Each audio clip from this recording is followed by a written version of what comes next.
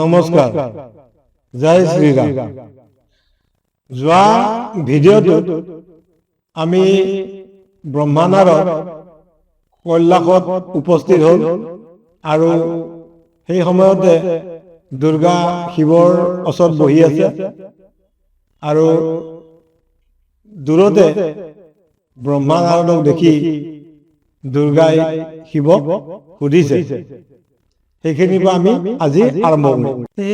হাঁহিতে হাঁহিতে দুৰ্গা শিৱক চাহিয়া কহিতে লাগিলা কথা স্বামী উদ্দেশ্যে কি লাগিয়া ব্ৰহ্মানাৰত আহে আমা বিদ্যা মানে কৃপা কৰি ভোলানাথ কহ হব বিৱৰণ।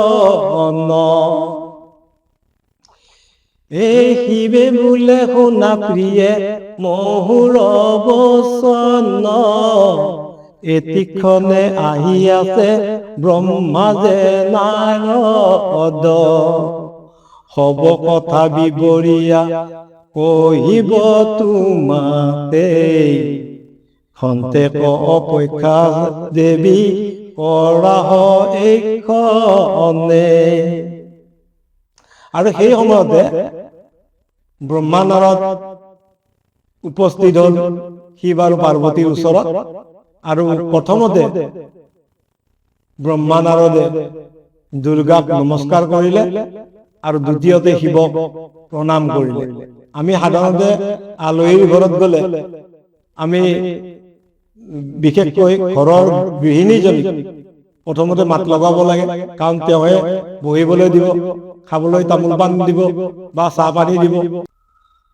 ঠিক তেনেদৰে ব্ৰহ্মানাৰদে গৈ দুৰ্গাক প্ৰথমতে প্ৰণাম কৰিলে আৰু পিছত শিৱক প্ৰণাম কৰি দুয়ো হাতে হাতযোৰ কৰি কবলৈ ধৰিলে, এই জ্বৰ হাতে ব্ৰহ্মানাৰদ স্তুতি কৰিলন্ত গদ গদ ভাষে মণি কহিতে লাগিলা তুমি ব্ৰহ্মা তুমি বিষ্ণু তুমি মহেশ্বৰ সাগম জংগল তুমি তুমি দদন অদি নাগনৰ পশু বিতংগ আদি তুমি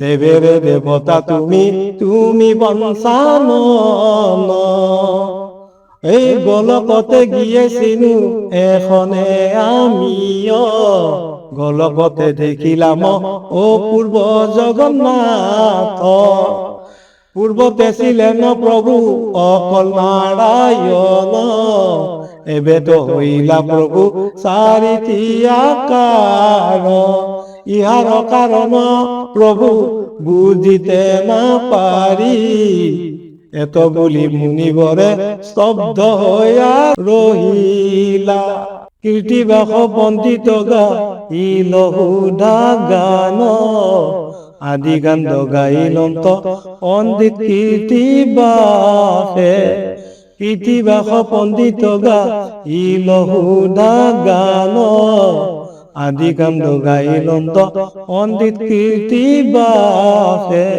তুমি ব্ৰহ্মা তুমি বিষ্ণু তুমি মহেশ্বৰ তুমি সকলো সাগম জংগল তাৰমানে নদ নদী সকলো জীৱৰ তুমি শ্ৰেষ্ঠা আৰু তুমি হলা দেৱেৰ দেৱতা মহাদেৱ।